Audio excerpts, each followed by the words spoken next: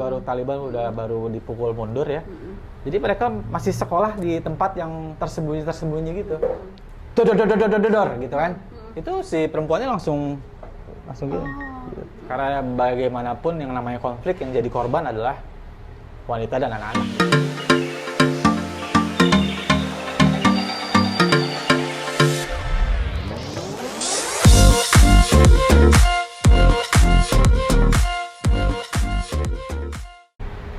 Kembali lagi di Kopi Halaman bersama saya Usi Samsi. Kita masih bersama dengan Mas Weda. Mas Weda, aduh ini tentang Taliban lagi nih. Kira-kira nih pada saat itu apa sih yang lu kerjain di sana, Mas? Banyak. Banyak. Satu lagi ya, saya ulangin lagi. Saya kedatang ke Afghanistan karena ditugaskan oleh kantor, ya. Kebetulan kantor saya kan AFP, ya. Saya ditunjuk untuk istilahnya tuh membantu karena skupnya luas. Saya ditunjuk dipilih sebagai salah satu fotografer yang dikirim ke Afghanistan. Di sana banyak yang pengalaman saya banyak soal motret ya. Kalau motret di Afghanistan itu kayak motret kayak kita makan, analoginya ya, saya analogikan. Kayak kita makan di warung Padang. Ya. Kita nggak harus masak, kita bisa pilih macam-macam dan semuanya enak. Ya. Kalau diistilahin, kalau lu ke Afghanistan, kita ke Afghanistan, lu merem aja fotonya udah bagus. Iya. Karena kan face-nya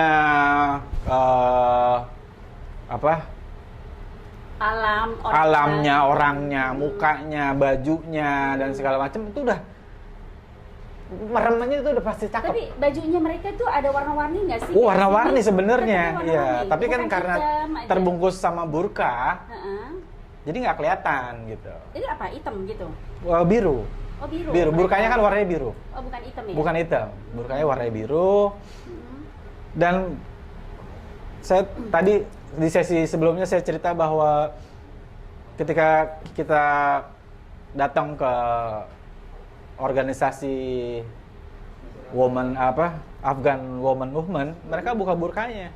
Afghan Women Movement. Ya. Itu dia buka burkanya dan ternyata pakaiannya tuh warna-warni. Dan mukanya juga eksotis gitu ya. Ada nggak penerbangan kayak di Indonesia tuh di mana gitu? Nggak ada lah, Mbak. Mungkin di daerah timur gitu loh. Ya kan, mungkin ada. Papua yang udah sekarang modern kan lebih mungkin ya.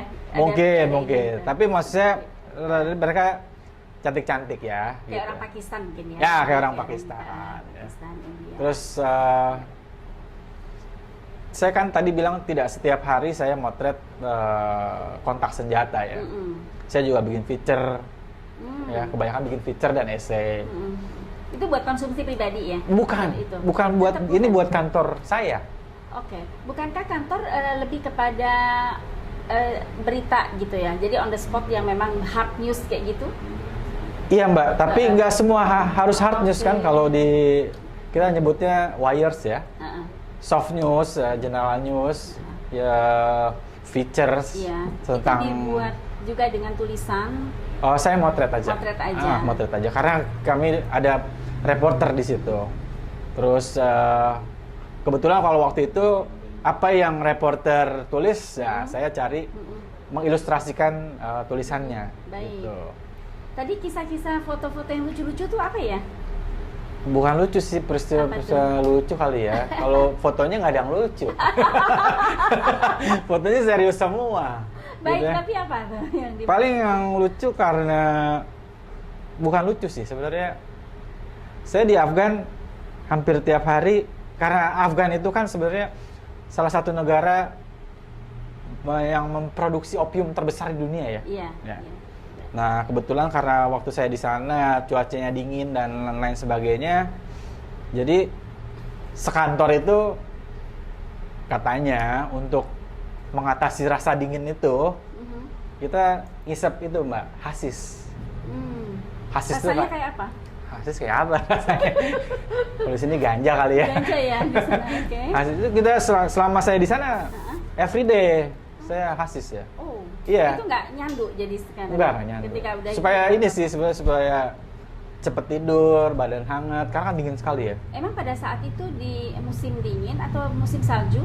Afgan sendiri udah dingin, Mbak. Iya. Ya, karena jadi saya berangkat tuh bulan November apa ya, kalau nggak salah. Udah musim dingin ya? Ya, udah musim dingin. Ya, dingin sekali gitu. Okay. Terus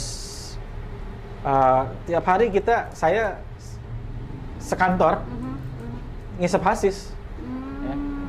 Dan enak pada saat udah ngisep gitu, rasanya hangat badan. Ya mungkin itu sugesti kali. Ya, saya nggak tahu sebenarnya, tapi karena bos saya pada ngisep hasis ya saya ngisep hasis gitu. Terus apa lagi ya, cerita lucunya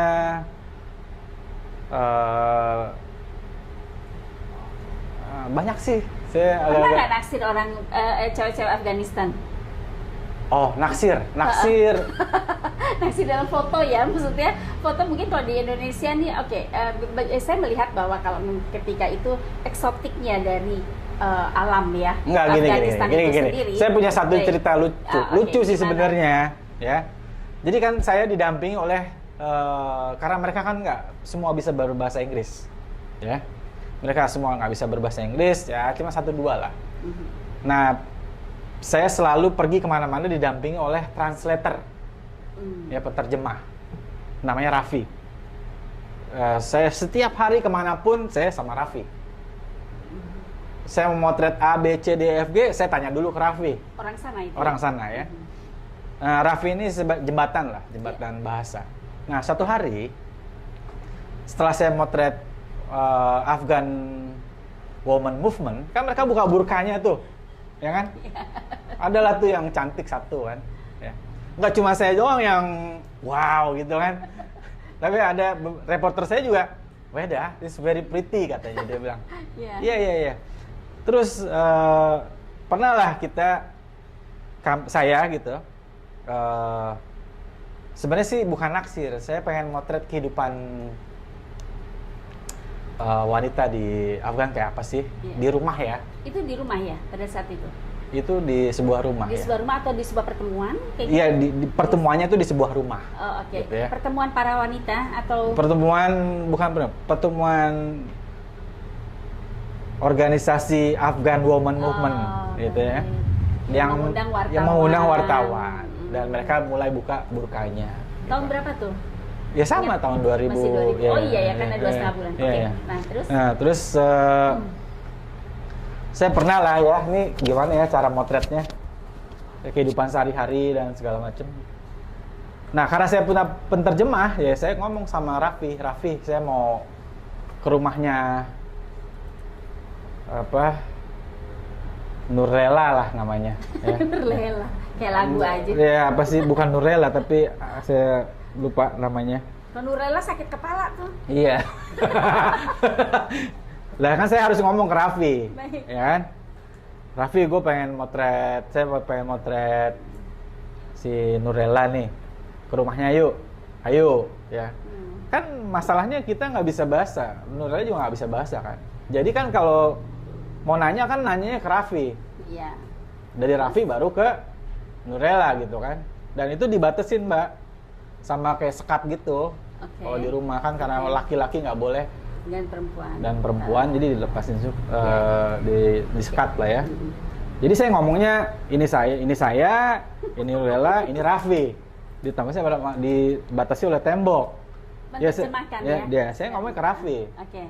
Raffi ngomongnya ke Nurella. Nanya apa pada saat itu? Nanya apa? Macem-macem. Apa waktu itu, masih inget nggak? Masih inget, bisa nggak kamu saya ajak ke kantor saya misalnya? Mau nggak saya foto? Mau. Kalau di foto udah pasti mau. Mau. Ya. Cuma kan karena ini di rumah dan ada orang tuanya gitu kan, jadi kan agak-agak susah ya. Jadi kayak orang naksir atau orang approach cewek, pendekatan lah ya. PDKT, tapi ngomongnya nggak ke Raffi, ngomongnya ke Raffi kan lucu ya. Ini gue kayak pacaran sama lu, Raffi gitu. atau gue naksir sama lu gitu. Raffi senyum-senyum.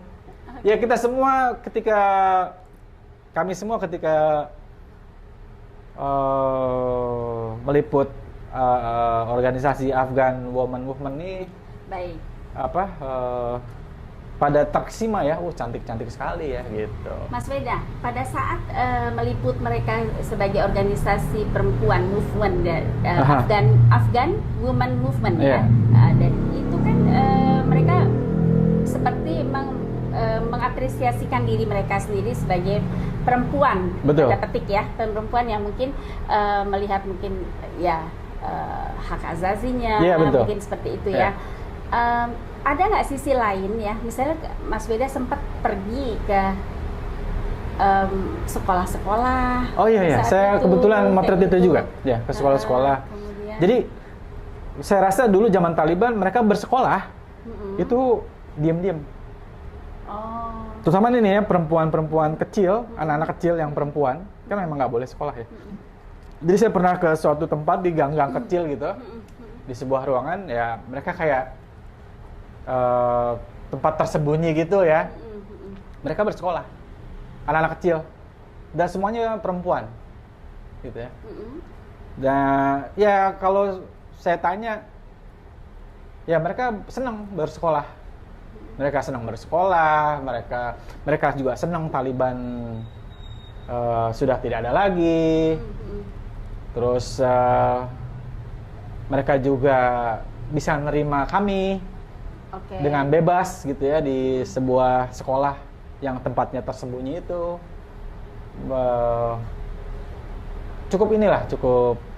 Cukup menarik dan menggembirakan ya buat kami yang meliput. Oh ternyata udah berubah ini, udah sedikit mulai berubah kayak gitu Mbak. Jadi di sana pada saat itu ada nggak susah gitu loh ketika sudah tidak bisa memotret lagi ya, ketika pada saat orang pendekatan kepada sekolah itu sendiri, kepada kepala sekolahnya kah atau kepada bagaimananya? Enggak. Di sana sekolahnya kan informal Mbak, nggak ada sekolah. Sekolah kayak kita di sini. Sekarang udah mulai ya. Gitu. Kalau dulu kan mereka baru selesai ya, baru Taliban baru dipukul mundur ya. Jadi mereka masih sekolah di tempat yang tersembunyi gitu. Mas Weda, kalau mau pada saat kan tadi banyak tuh katanya membuat esai foto atau kerja itu. Bisa nggak ceritain sedikit esai foto yang mana yang paling terenyuh? Yang paling terenyuh? Di sana ada nggak pengalaman ketika di sana tuh membuat? Oh iya, ada. Jadi saya pernah ke rumah sakit. Rumah sakit di Afghanistan. Saya rasa rumah sakit untuk orang-orang yang agak-agak stres gitu ya. Rumah sakit jiwa maksudnya? Saya nggak bisa bilang itu rumah sakit jiwa, tapi they call it's a hospital. Buat para penduduk di Kabul yang mungkin shocking atau terganggu sama mentalnya gitu ya. Ya itu banyak yang kalau ada saya fotonya, ada beberapa ibu dan wanita muda gitu mungkin pernah dapat siksaan dan segala macam dari Taliban. Umur berapa kira-kira wanita muda ibu itu? Wanita mudanya waktu itu umurnya sekitar 23-an dan ibu-ibunya udah umur 40 atau 50 ya. Saya motret di rumah sakit itu. Itu saya potong. Pada saat itu memang ada tugas kantor atau memang lagi jalan aja? Tugas. Baik. Jadi semua itu gini Mbak. Saya jalan di Kabul semuanya itu tugas. Nggak ada yang jalan untuk sendiri, nggak ada ya. Karena waktu situasinya belum aman kan. Jadi semuanya atas izin dan permintaan dari kantor saya di Kabul ya. Iya. Jadi saya motret di rumah sakit. Saya ketemu sama orang-orang yang mungkin trauma perang ya, trauma siksaan dan lain sebagainya. Memang karena saya melihat saya masih bisa menemukan betapa kasarnya laki-laki terhadap perempuan di Afghanistan ya. saya juga punya fotonya. Nah, ini saya ke rumah sakit kalau kita misalnya saya cuma ngetesnya gini, bunyi apa senjata misalnya, dor gitu kan, itu si perempuannya langsung gitu. Karena mungkin apa trauma ya. Nah, saya kebetulan nulis itu soal itu, reporter saya nulis soal itu. Jadi dia kondisinya dia begini terus gitu. Iya, kalau kita takut-takutin misalnya kayak gitu ya. Dan saya agak, berarti selama Taliban nih emang ini ya menyedihkan sekali ya kondisi para wanita di sana pada saat itu ya. Nah, mudah-mudahan sekarang udah nggak gitu ya. Kayak gitulah kira-kira. Harapan kita ya. Harapan kita Taliban berubah, semoga wanita lebih dijamin hak-haknya gitu. Ada nggak rasa ketika ingin memotret lalu melihat hal seperti itu, terus tiba-tiba nggak tega saya untuk memotret? Nggak ada saya, karena saya bukan gini. Saya bertugas memang ditugaskan untuk ngambil foto. Tidak, dan kalau misalnya saya belum pernah ketemu ada ketika motret terus kita harus menolong, nggak ada. Saya motret yang ada di mata saya aja, di depan mata saya gitu.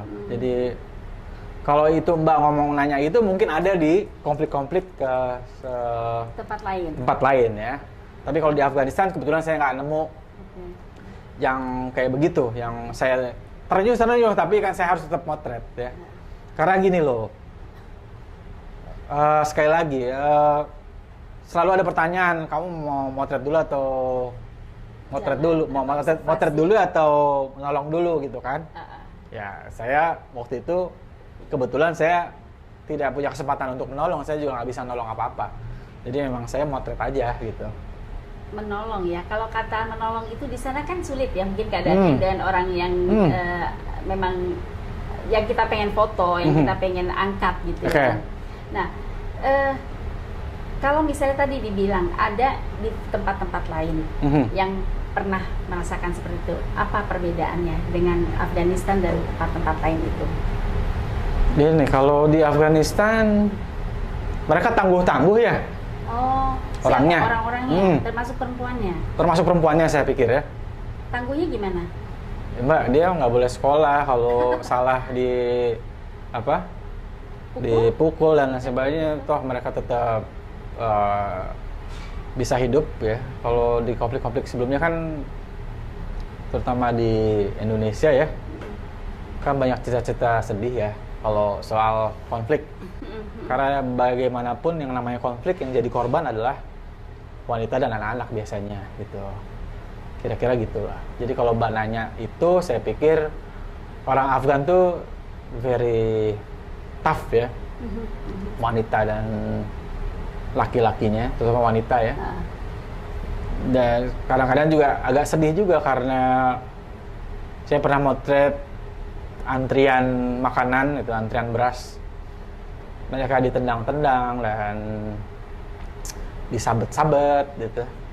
Ya tetap aja mereka, saya nggak ngerti ya karakter Afgan yang sebenarnya, karena Afgan tuh terdiri dari banyak suku kan.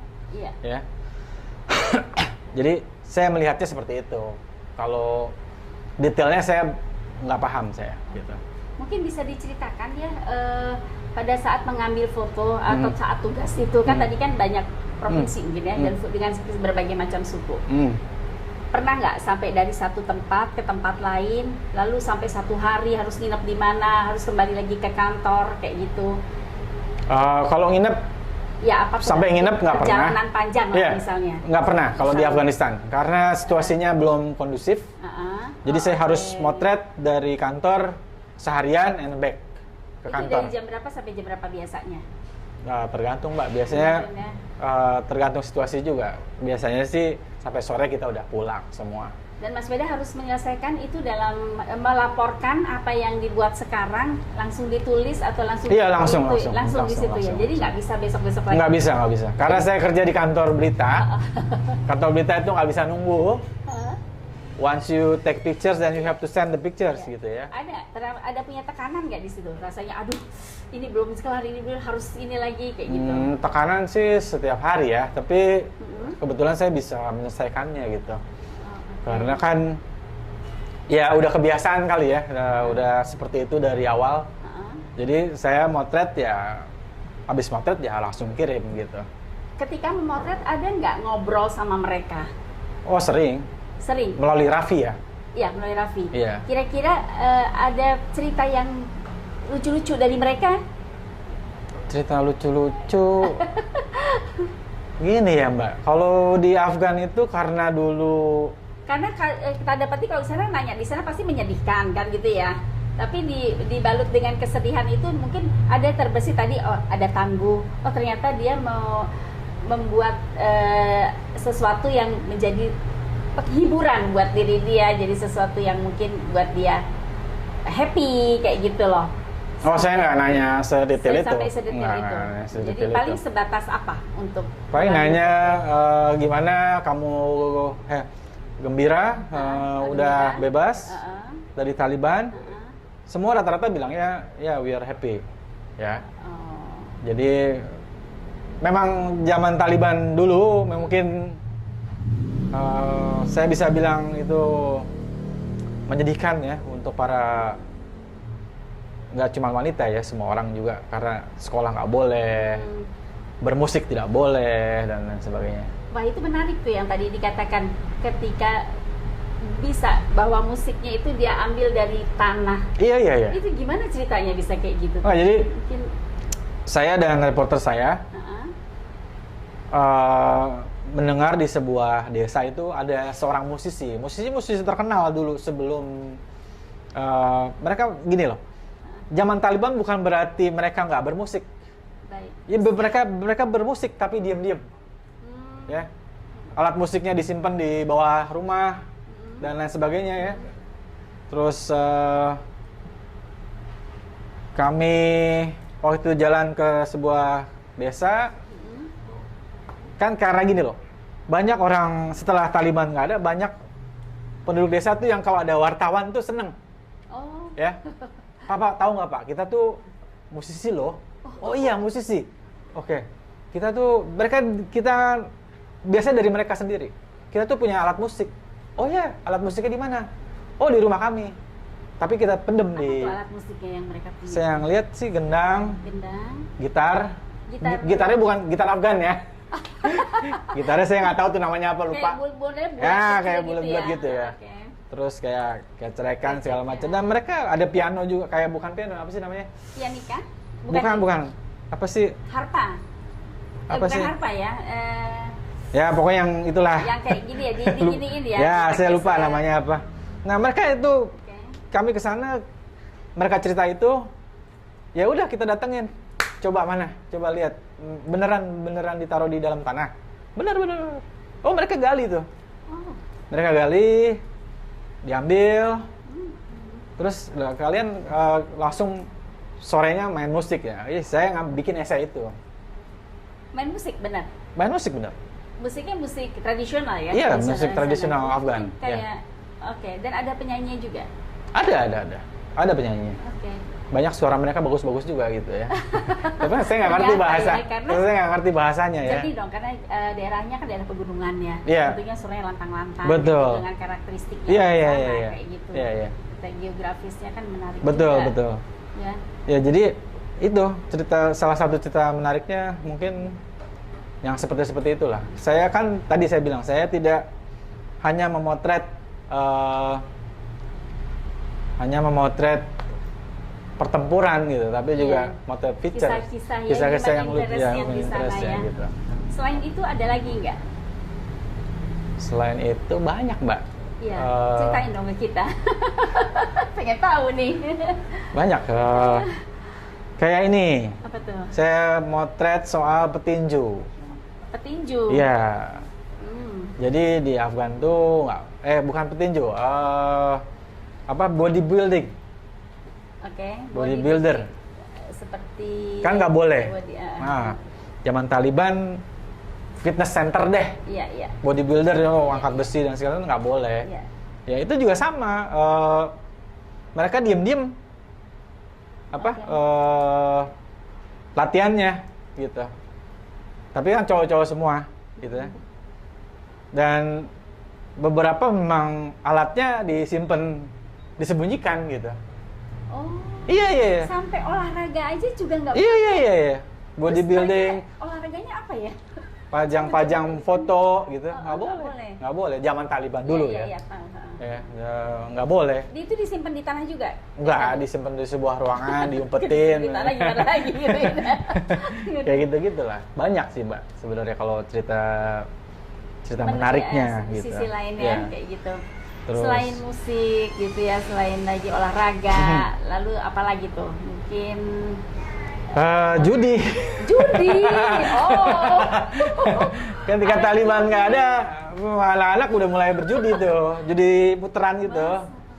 Ya. Adu ayam. Zaman Taliban nggak boleh. Mereka kenal juga ya adu ayam? Ada. Adu ayam, adu burung. Burung diapain kalau burung? Diadu juga. Emang bisa burung diadu, bukannya burung terbang? Enggak, ada. Saya nggak tahu tuh burung apa ya. Selain adu ayam juga ada adu burung tuh. Ada juga, gitu. Itu buat foto juga? Iya, saya bikin essay itu juga. Mas, mungkin bisa dikasih tahu ke kita linknya apa sih kalau bisa lihat foto-fotonya? Waduh, saya nggak punya linknya. Mungkin saya nanti ini aja kali ya kalau mau ya mungkin saya kasih siapa tahu di antara teman-teman kan mungkin pengen lihat gitu ya foto-fotonya. Mas Weda buat dong kayak gitu, yang pernah buat pergi ke daerah konflik di mana. Nih ada satu ini cerita yang orang mungkin bisa klik. Oh, saya nggak punya web. Saya punyanya IG. IG, IG-nya apa Mas? IG-nya Adi Weda aja. Oh, Adi Weda. Gitu. Yeah. Jadi kita ngeliatnya di situ ya. Iya. Tapi itu kan nggak semua soal Afghanistan ya. Iya. Ya semuanya. Iya. Tapi ada lah kalau mau lihat foto sedikit soal Afghanistan ada. Karena bagi saya ya, terutama itu kan sebuah karya ya. Yeah. Jadi sebuah karya itu kayaknya sayang juga kalau tidak diabadikan kan. Betul. Kayak gitu. Baik, Mas Weda, ini terakhir nih. Mas Weda, sebenarnya dalam situasi dan kondisi yang sekarang ini ya, juga Indonesia ya, kalau misalnya sebagai seorang fotografer, ada nggak cita-cita atau keinginan untuk kolaborasi dengan atau apapun deh, sebenarnya apa yang harapan dan impian dari Mas Weda itu sendiri? Kolaborasi apa nih? Secara pribadi, misalnya secara pribadi dulu nih, dengan kondisi misalnya ini Afghanistan, ini Indonesia. Ada nggak cita-cita nih? Cita-cita ke depan mau buat apa? Seandainya apa? Seandainya ditanyakan seperti itu. Dalam maksud Mbak gini kali ya? Konteks fotografi ya. Antara Indonesia dan Afghanistan. Iya. Ya paling kalau saya pengennya mungkin bisa pameran bareng kali ya sama orang-orang Afghanistan. Bersaling bertukar apa? Tapi mereka kan punya fotografer. Punya banyak. Bisa bilang tuh sama FAI itu kalau minta untuk ke sana fotografernya yang fotografer ini ke sini dan kita buat. Iya, tapi pameran. Itu kan tergantung kantor, Mbak. Maksudnya kalau saya pribadi nggak apa-apa sih. Ya kalau dengan keadaan Afghanistan sekarang, saya harap juga banyak tumbuh fotografer muda, asli orang Afgan ya. Saya rasa menarik gitu. Dan kalau itu terjadi ya karena Mbak tadi nanya begitu, mungkin bisa berkolaborasi kali ya, saling tukeran pameran gitu. Kayaknya gitu deh. Baik, ya karena kita kan semuanya kerjasama itu kan dari ideologi politik, sosial, budaya, betul. Pertahanan, keamanan. Jadi itu mungkin akan menjadi warna baru ya untuk Afghanistan ke depan dan mungkin juga Indonesia. Mas Weda, terima kasih banyak atas waktunya nih datang ke studio Mini. Terima kasih juga Mbak. Maaf ya ceritanya singkat. Iya, kalau singkat padat jelas ya. Baiklah. Kita sudah 20 menit ke depan tadi berbincang-bincang dengan Mas Weda, yaitu dengan segala macam kiprahnya sebagai fotografer, salah satu fotografer handal Indonesia ya pada saat ini juga. Terima kasih atas waktunya dan sampai ketemu lagi di podcast lainnya. Tetap di Kopi di Halaman bersama saya Usi Samsi.